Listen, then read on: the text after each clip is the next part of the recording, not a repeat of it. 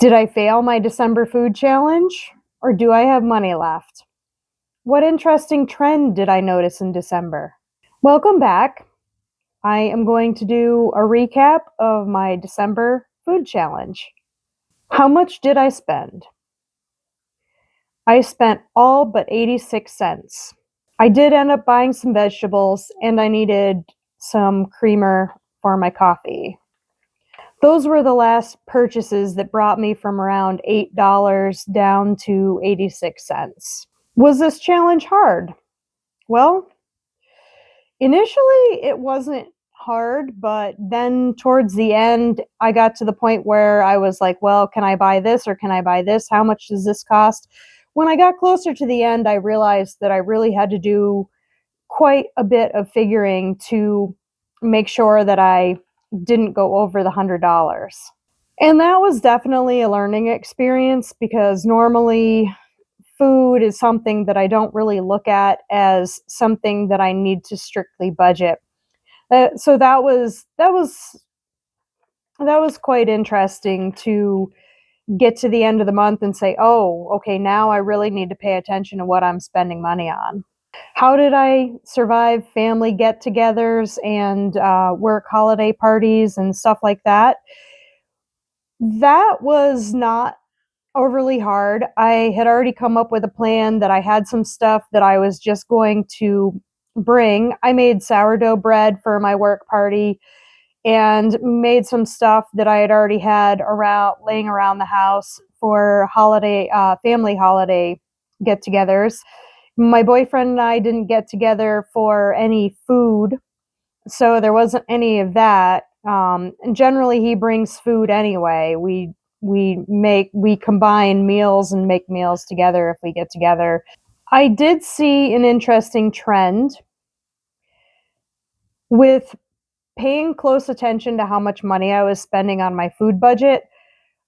I found that I didn't buy a lot of other random stuff during December.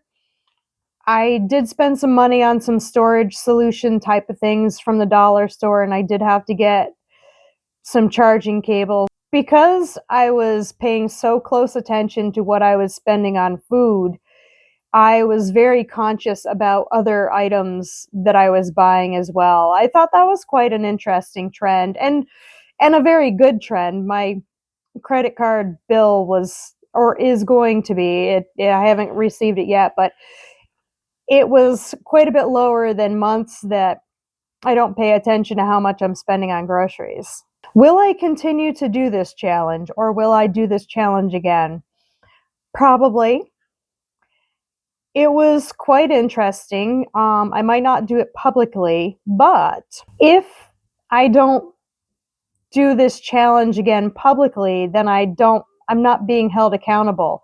So that was a difference because I have tried quote unquote food challenges before, but never actually put it out there and said, hey, I'm going to try doing this and making myself publicly accountable. I did find that did make it so that I would hold to the challenge better. And I did like that. Putting it out there publicly that I was doing this did force me to intentionally meal plan and intentionally track my grocery costs.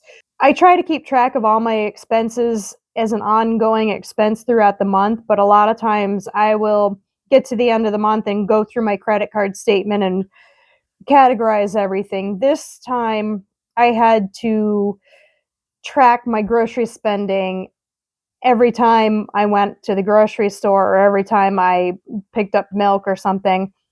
I did have to keep track of that every single time, which did help hold me more accountable and also keep me more current on what I was spending.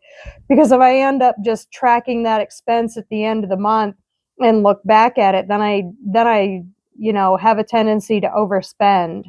Another thing that I found with this challenge is that I barely made a dent in my pantry items.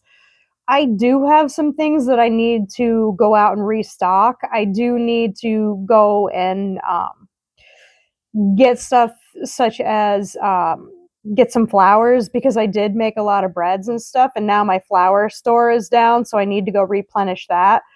But everything else I really didn't break into my pantry stores all that much. So this was definitely, if anything, at least a good pantry challenge. And probably going forward, at least on this channel, I will purposely make it more of a pantry challenge than a money challenge. I want to keep this channel more focused on prepping and the staples that I already have, and not necessarily the financially based, even though the financial does play a big part in it. That being said, if you guys are interested in more of a financial and frugality, minimalism and decluttering type of content, I do have another channel that I will be collaborating this video with. That channel deals more with the financial standpoint of things and frugality and minimalism. That channel is Jen's Clutter Free Wallet, which I have recently switched over to specifically have those type of things on it.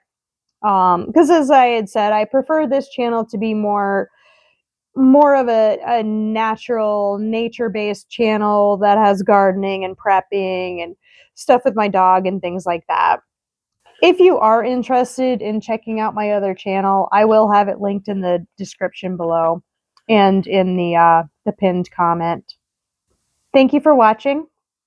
My name is Jen. This is Views from My Backyard. I'll see you in the next one.